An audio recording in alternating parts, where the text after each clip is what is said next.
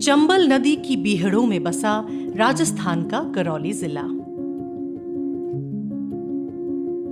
यहाँ किसानों को खेती करने के लिए कई तरह की चुनौतियों का मुकाबला करना पड़ता है। पानी हमारा ऐसे ही कैसे चला जाता, निकल जाता है, यहाँ जमीन पे नहीं ठहरता कतई। 2 किलोमीटर दूर से लाते, वहाँ से रात को 4 बजे पानी भर लेते। ठीक है, आप ले गए तो हम रह गए और हम ले गए तो तुम रह गए। फसल नहीं होती, कमजोर होती। मार्केट डाउन आ गया तो उसमें 3 रुपये 4 रुपये 5 रुपये भी गया है। मामला ऐसा ही रहा, नहीं बिकी। पारे बंदियों जन्नाते, खेती में पानी रुक जाते, फसल बढ़ी आ रही है। अगर पानी हो जाए तो हमारे भी गेहूं हो जाए। 2019 से एनएससी फाउंडेशन के सहयोग से सृजन ने किसानों के साथ एक पहल शुरू की। खेती की तरफ अपनी सोच और व्यवस्था बदलने की पहल।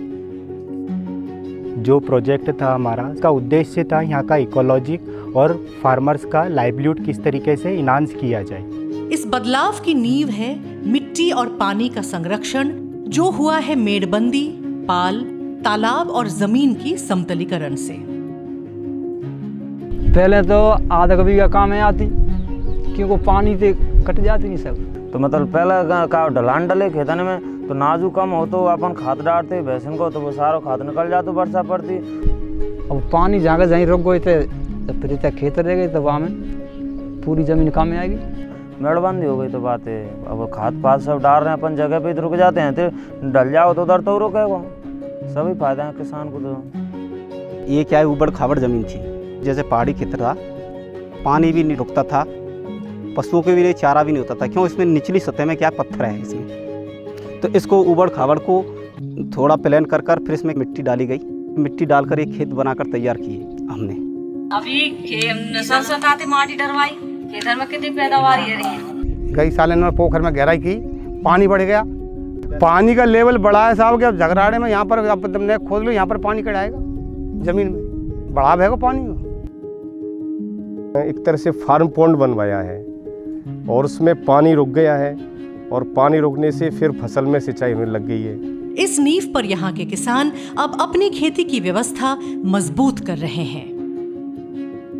इससे हमें मतलब एक घर खर्च चलाने के लिए पैसा भी मिल जाता है, और यहाँ सड़क पे ही बिक जाता है, हमारी पड़ोस में ही। थोड़े लेवल पे करते थे छोटे छोटे, तो उसमें केवल घर का काम चलता है या गांव में थोड़ी बहुत बेच पाते थे, इतनी करी थी। से अब की बार मैंने 10 बिस्वा में की। 10 बिस्वा ज़मीन में से 140 कुंटल टमाटर हार्वेस्टिंग हुआ इसमें से। अब की बार मेरा करीबन 2.5 से 3 बीघा में प्लान है सब्जी लगाने का। लिख रहे हो फायदा हो, जब तो कर रहे मेहनत, टाइम तो लगेगा। ऐसी कौन सी चीज़ है टाइम नहीं लगेगा वहाँ में। अपन बच्चा बच्चे करें तो फिर वो कितने दिन में बड्डा हुए। साथ में जमीन का एक अलग उपयोग, बागवानी। अब जमीन पर सिर्फ बाजरा और सरसों ही नहीं, सब्जी की खेती हो रही है और फलों के बाग भी लग रहे हैं। सब्जी बहुत अच्छी रही हमारे लिए। 50-60 हज़ार इतनी पैदा हो गई हमें। पर क्या है कि इधर से ही बिकी, हम कहीं बेचने नहीं ले गए, इधर से ही लेने आते थे लोग। अगर गेहूं बाजरा सरसों करते तो हम सब्जी नहीं कर पाते, क्योंकि हमारी भी सोच वही थी। गेहूं बाजरा सरसों जो भी फसल करते हैं, तो गेहूं में तो ये मानो कि मिनिमम 40% खर्चा हो जाता है। इसमें जो मेहनत थी, जो खर्चा था, वो अब हो गया, और 10 साल तक जो भी इनकम होगी वो हमारी होगी। जैसे अपन गेहूं करते हैं तो 1 बीघा में 12 से 13 कुंटल गेहूं हो पाता है। तो 12-13 कुंटल में कितनी आय हुई? 6 महीने में तैयार हो रही है। 6 महीने में अपन की अगर सब्जियां करते हैं तो वही 1 बीघा अपन को 2 लाख के प्रॉफिट दे रहा है। और अगर गेहूं की फसल कर रहे हैं तो अपन कितनी दे रहा है? ज़्यादा 30-35 या 40 हज़ार रुपये। तो इतना अच्छा मुनाफा मिल रहा है सब्जी से।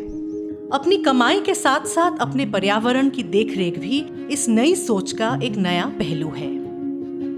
हमारे ये घास है, इस घास को हम हमारी भैंस के लिए खिलाएंगे तो इसमें जहर नहीं है, क्योंकि 2 साल से इसमें यूरिया, DAP, एल्ड्रेन बेल्ड्रेन कोई भी नहीं मिला है, तो भैंस स्वस्थ रहेगी। ये हकीकत है। केमिकल में क्या है, अगर केमिकल नहीं देते जब तक वो पौधा वहाँ टिक नहीं पाता था, वो केमिकल से बढ़वा लेता था। अगर इसमें अगर एक बार अपन कुछ भी नहीं दे, जब भी इसमें कुछ ना कुछ उत्पादन तो होगा। ज़मीन की उर्वरता शक्ति अच्छी हुई है इससे। अब आज ये मिट्टी अपन की तो बिल्कुल ऐसी हार्ड नहीं है, आज उसको अपन फावड़े से नहीं खोद सकते, आज इसको हाथ से खोद सकते हैं अपन।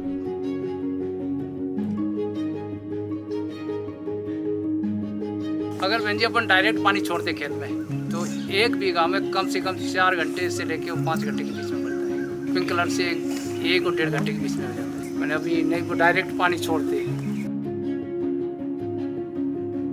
इस सफलता को कायम रखना और इसका दायरा बढ़ाने की जिम्मेदारी ली है गांव के विकास समितियों ने। हमें किसी सरकारी योजना की बारे में जानकारी नहीं मिलती थी, क्योंकि ग्रामीण क्षेत्र में रहते हैं। समय समय पर इनके द्वारा जो मीटिंग्स की जाती हैं संस्था के द्वारा, उसमें जो भी सरकार की योजनाएं हैं, हमारी ग्राम पंचायत की जो योजनाएं हैं, समझाया गया है लोगों को, किसानों को बताया गया है। तो सबसे बड़ी मजबूती देखो गाँवों में हमारा पैसा हमारे पास और हमारा काम हमारे हाथ, इसलिए हमें ये बहुत अच्छी लगी और हम जुड़े और ज़्यादा से ज़्यादा आदमी जुड़ने की कोशिश भी कर रहे हैं। अब आगे हम और भी व्यवस्थाएं कर रहे हैं। वैसे अगला जो हमारा टारगेट है वो हर खम्भे पे हम लाइट लगाने के विचार में है, अगर हमको पंचायत से NOC मिल जाएगी तो।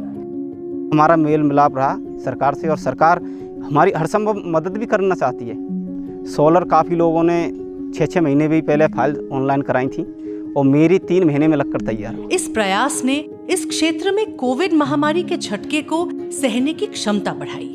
मैंने अभी तक इसमें से वेजिटेबल तोड़ के घर नहीं ले गया, क्योंकि यहाँ लोग आते और ले जाते। ये कोविड में हमको इससे थोड़ा सहारा मिला। मैं तो ये बड़ा ज़मीन नहीं था इस जगह पे, नहीं तो मैं और भी ज़्यादा कर सकता हूँ। ये समुदाय अब तैयार है सफलताओं का दायरा बढ़ाने के लिए, कड़ी से कड़ी मिलाने के लिए। गांव वाले इन्होंने मीटिंग के माध्यम से मतलब गांव जुड़ाव लग गया। अब मेरा काम हुआ, मेरे को देख के दूसरे का, दूसरे देख के तीसरे को हुआ, ऐसे मतलब ये काम बढ़ाया सा। सोच में बदलाव आया और फसल में भी बदलाव आया है। 1-2 बच रहे होंगे 22 लोगों में, 17, 18, 19, 20 की तो यही गई। अब मतलब 30 घर हैं हमारे गांव में टोटल, तो 8-7 और ना जोड़े भी जोड़ेंगे। अब तैयार है गांव में विकास का एक मंच, तैयार है सरकार के साथ मिलकर काम करने का हौसला, तैयार है किसानों की एक नई सोच।